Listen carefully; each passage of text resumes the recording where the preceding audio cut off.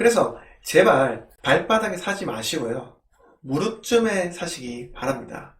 아니 내가 발바닥인지 무릎인지 어떻게 아냐 이렇게 말씀하실 수도 있는데 부동산 투자는 실물 경제이기 때문에 주식과 달리 우리가 충분히 예측이 가능하며 리스크를 낮출 수가 있습니다. 반갑습니다. 부동산 스토리텔러 TV입니다. 자, 1부에서는 우리가 영화 범죄와의 전쟁 최민식의 명대사죠. 느그서장 남천동 살제. 자, 이 명대사를 모티브로 부산광역시 수영구 남천동에 대해서 여러분들에게 간략하게 설명을 드렸습니다. 자, 그래서 1부를 통해서 우리는 그 남천동이 과거 부산의 부촌이었다는 점을 잘 이해할 수 있었는데요. 2부에서는 그 남천동을 과거 부촌으로 만들어준 남천 삼익비치타운 재건축에 대해서 여러분들에게 이야기 드리려고 합니다. 자, 과거 부산의 부촌 남천동이 이 삼익비치타운 재건축을 통해서 이전의 부촌의 영광을 다시 찾을 수 있을지, 그리고 해운대 마린시티를 넘을 수 있을지, 이 두 가지 관점에서 오늘 이야기 드리도록 하겠습니다. 자, 영상 끝까지 시청해 주시기 바라고요. 구독과 좋아요 클릭 부탁드립니다. 우선적으로 재개발과 재건축 용어적 차이에 대해서 이해를 하셔야 할 것 같아요. 자, 많은 분들이 재개발과 재건축 용어를 혼용하고 계신데요. 노후시설을 부수고 다시 짓는다는 점에서는 이 재개발과 재건축은 유사하나 가장 큰 차이점은 바로 기반시설 정비 여부입니다. 기반시설은 도로, 하수도와 같이 사람이 살아가는데 기본적으로 필요한 시설을 말하는데요. 자, 보다 쉽게 이해하시려면 이 재개발은 노후 주택지를 밀고 다시 짓는다는 것이고, 자, 재건축은 노후 아파트 단지를 밀고 다시 짓는다는 것이라고 이해하시면 될 것 같은데요. 자, 재건축 절차를 말씀드리자면 옆에 표를 한번 보시면 됩니다.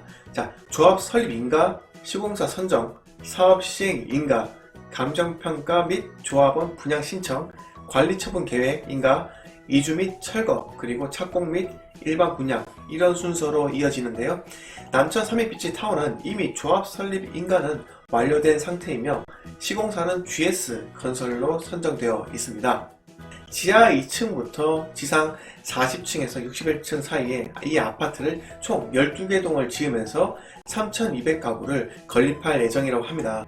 아직 사업 시행 인가를 받기 전인데 2019년 말 또는 2020년 초에 이 조합에서 받는 것으로 추진하고 있다고 합니다. 자, 재개발의 경우는 방금 말씀드린 것처럼 이 노후 기반 시설과 노후 주거 지역을 철거하고 그 위에 새로이 건축물과 기반 시설을 다시 설치하기 때문에 범위가 그 면적이 상당히 넓습니다.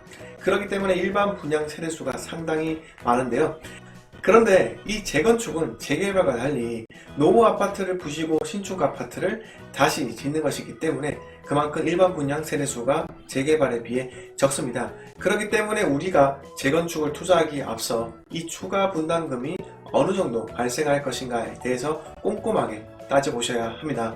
자, 일반 분양 세대수가 많을수록 추가 분담금이 적어지게 되는데 이 재건축은 사업 특성상 일반 분양 세대수가 상대적으로 재개발에 비해 적습니다. 이 남천 삼익비치타운은 조합원 물량은 대략적으로 3,000세대 정도이고 일반 분양 물량은 150에서 200세대 정도로 예상이 됩니다.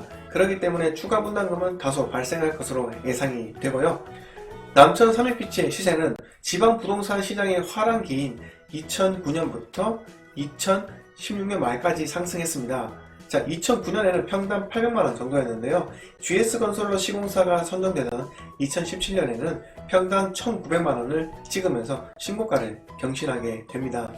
그러나 2017년부터 침체된 지방 부동산 경기와 수용구가 조정 대상 지역에 포함되었기 때문에 삼익비치는 현재 평당 1,700만원 정도로 1,900만원 고점 대비 10에서 15% 정도 빠지게 되었습니다.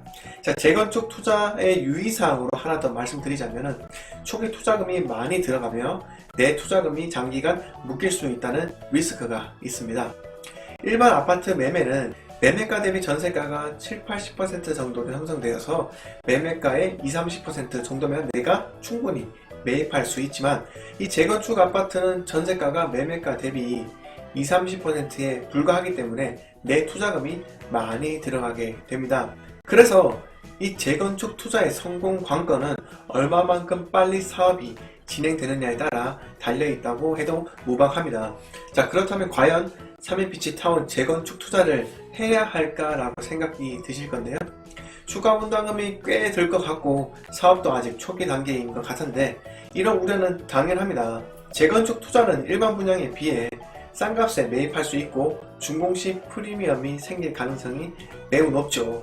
하지만 조합 설립 완료 여부만 보고 투자를 하면은 자칫하다가 사업이 정상적으로 진행되지 않게 되면 상당히 오랜 기간 동안 내 투자금이 묶일 수도 있습니다.